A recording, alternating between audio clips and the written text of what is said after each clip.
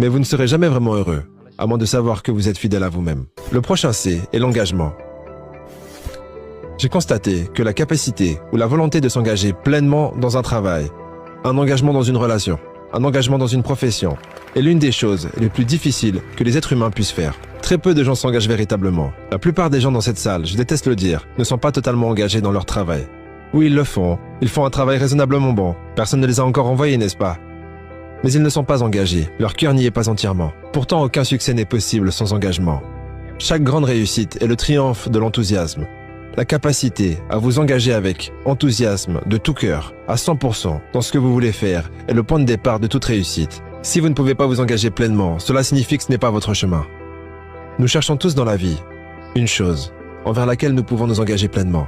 La qualité qui distingue ces personnes à succès de celles qui luttent pour s'en sortir pendant 20 ans sans vraiment avancer, c'est le fait d'être totalement absorbées dans son travail, totalement engagées dans leur travail. Elles se sont perdues dans leur travail. Et lorsqu'elles ont levé la tête vers l'âge de 43 ou 44 ans, leur comptable leur a dit « Ah, au fait, vous savez que vous valez plus d'1 million de dollars maintenant. » La plupart d'entre elles sont devenues riches, sans même s'en rendre compte. Et les personnes qui sont engagées n'ont pas besoin d'être les plus talentueuses, ni les plus belles, ni les mieux éduquées. Mais si vous êtes engagé dans votre travail, vous accomplirez plus que toutes les personnes qui possèdent ces avantages. Le courage est la qualité exceptionnelle de tous les leaders.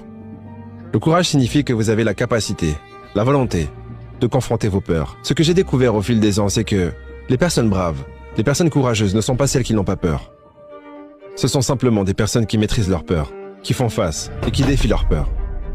Mark Twain a dit il y a de nombreuses années, à propos de la peur, faites ce que vous craignez, et la mort de la peur est garantie. La peur et le courage tendent à être des habitudes. Si vous avez peur et que vous cédez à cette peur en reculant, cela devient une habitude de reculer à chaque fois que vous avez peur. Mais si vous avez peur et que vous vous forcez à affronter cette peur, cela devient une habitude d'affronter vos peurs chaque fois que vous y êtes confronté. Et vous constaterez que la plupart des peurs disparaissent lorsque vous les confrontez.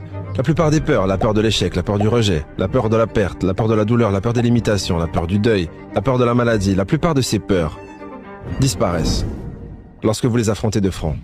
Et l'une des choses que j'ai apprises de mes meilleurs instructeurs de karaté avec qui j'ai appris dans 6 champions du monde, ce qu'ils m'ont appris, c'est que lorsque vous vous battez, avancez toujours. Même si vous ne faites qu'avancer d'un demi-pas à la fois, avancez toujours. Car lorsque vous avancez, 100% de votre attention est tournée vers l'avant. Mais si vous reculez, même d'un demi-pas à la fois, la moitié de votre attention est toujours derrière vous, là où vous allez. Alors avancez toujours, osez toujours aller de l'avant. À chaque fois que vous avez le choix, entre rester immobile et jouer la sécurité, ou avancer, avancez. Pas parce que vous réussirez nécessairement à chaque fois, mais parce que cela renforce et consolide l'habitude d'avancer.